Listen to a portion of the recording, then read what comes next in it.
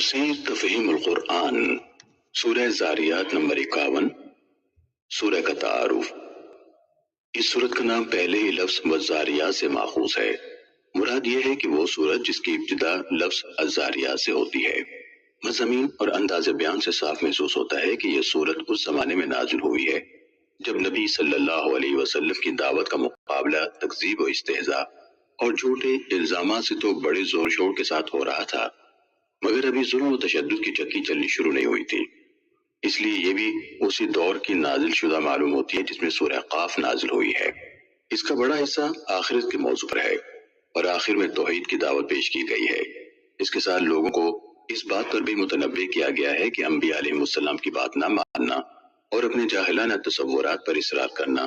خود انہیں قوموں کے لیے تباہ کن ثابت ہوا ہے جنہوں نے یہ روش اختیار کی ہے۔ آخرت کے متعلق جو بات اس سورہ کے چھوٹے چھوٹے مگر نہایت پرمعنی فقروں میں بیان کی گئی ہے وہ یہ ہے کہ انسانی زندگی کے مال و انجام کے بارے میں لوگوں کے مختلف اور متضاد عقیدے خود اس بات کا صریح ثبوت ہیں کہ ان میں سے کوئی عقیدہ بھی علم پر مبنی نہیں ہے، بلکہ ہر ایک نے قیاسات دوڑا کر اپنی جگہ جو نظریہ قائم کر لیا اسی کو وہ اپنا عقیدہ بنا کر بیٹھ گیا۔ کسی نے سمجھا کہ زندگی بعد موت نہیں ہوگی، کسی نے اس کو مانا تو تناسخ کی شکل میں مانا، کسی نے حیات اخروی اور جزا و سزا کو تسلیم کیا تو جزائے اعمال سے بچنے کے لیے طرح طرح کے سہارے تجویز کر لیے۔ اتنے بڑے اور اہم ترین بنیادی مسئلے پر جس کے بارے میں آدمی کی رائے کا غلط ہو جانا اس کی پوری زندگی کو غلط کر کے رکھ دیتا ہے اور ہمیشہ ہمیشہ کے لیے اس کے مستقبل کو برباد کر ڈالتا ہے۔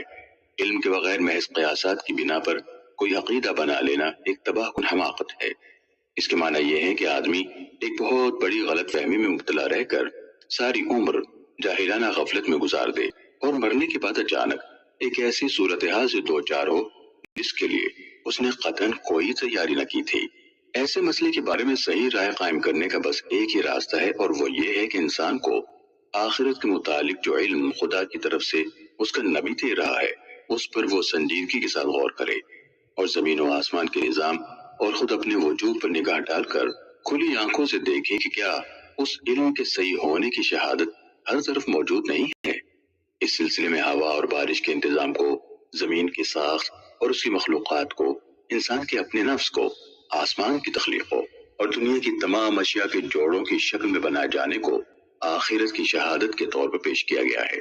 اور انسانی تاریخ سے مثالیں دے کر بتایا گیا ہے کہ سلطنت کائنات کا مزاج کس طرح ایک قانون مکافات کا مقتضی نظر آ رہا ہے۔ اس کے بعد بڑے مختصر انداز میں توحید کی دعوت دیتے ہوئے فرمایا گیا ہے کہ تمہارے خالق نے تم کو دوسروں کی بندگی کے لیے نہیں بلکہ اپنی بندگی کے لیے پیدا کیا ہے۔ وہ تمہارے بناوٹی معبودوں کی طرح نہیں ہے جو تم سے رزق لیتے ہیں اور تمہاری مدد کے بغیر جن کی خدائی نہیں چل سکتی۔ وہ ایسا معبود ہے جو سب کا رزاق ہے، کسی سے رزق لینے کا محتاج نہیں اور جس کی خدائی خود اس کے اپنے بلبوتے پر چل رہی ہے۔ اسی سلسلے میں یہ بھی بتایا گیا ہے کہ انبیاء علیہ السلام کا مقابلہ جب بھی کیا گیا ہے کسی معقول بنیاد پر نہیں بلکہ اسی ضد اور ہر دھرمی اور جاہلانہ غرور کی بنیاد پر کیا گیا ہے جو آج محمد صلی اللہ علیہ وسلم کے ساتھ برتی جا رہی ہے اور اس کے محرک پر جو سرکشی کے اور کوئی چیز نہیں ہے۔ پھر محمد صلی اللہ علیہ وسلم کو